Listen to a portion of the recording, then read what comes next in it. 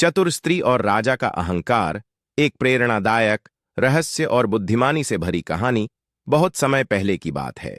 एक समृद्ध राज्य था, राजा वीरेंद्र का राज्य। राज्य में सोना बरसता था, खेत लहलहाते थे और प्रजा खुशहाल थी। लेकिन राजा की एक बड़ी कमजोरी थी, उसे अपनी शक्ति और रूप पर बहुत घमंड था।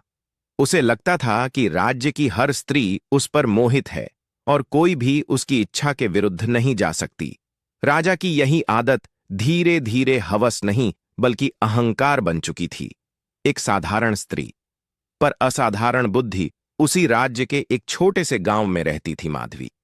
वह बहुत सुंदर थी, पर उससे भी ज्यादा बुद्धिमान। उसका पति एक साधारण किसान था। दोनों मेहनत से जीवन बिताते थे और खुश रहते थे। एक दिन राजा शिकार पर निकला और गांव में आया। वहीं उसने माधवी को देखा। राजा के मन में लालच और अहंकार जाग उठा। उसने सोचा, इसे मैं अपने महल में ले जाऊंगा। कौन मना कर सकता है मुझे। महल का बुलावा अगले ही दिन सिपाही माधवी को महल बुलाने पहुंचे। गांव में डर फैल गया, पर माधवी घबराई नहीं। उसने शांत स्वर में कहा, मैं महल जाऊंगी, पर पहले राजा से 3 प्रश्न पूछूंगी।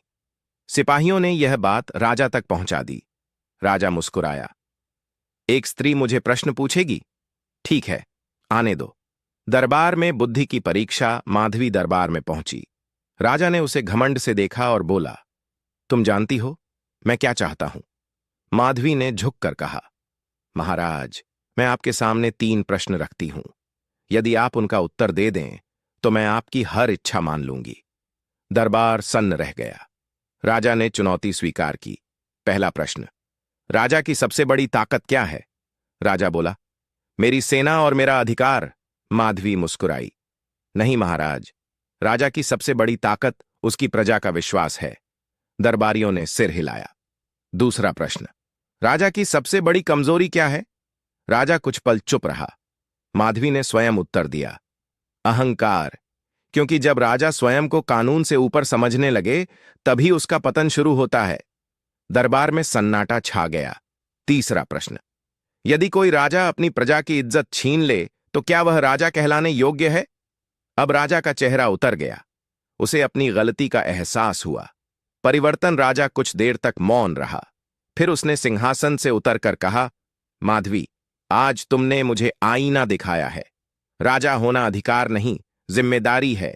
उसने पूरे दरबार के सामने घोषणा की, आज से इस राज्य में किसी भी स्त्री की मर्यादा को कोई ठेस नहीं पहुंचाएगा और मैं अपने अहंकार के लिए क्षमा चाहता हूं।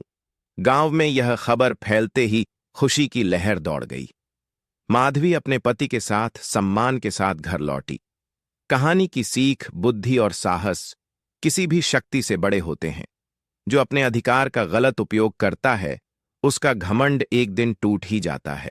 अगर आपको हमारी ये कहानी अच्छी लगी हो तो वीडियो को लाइक कीजिए और हमारे चैनल कंप्यूटर नॉलेज को जरूर सब्सक्राइब कीजिए ताकि हम आपके लिए ऐसी प्यारी प्यारी कहानियां लाते रहें।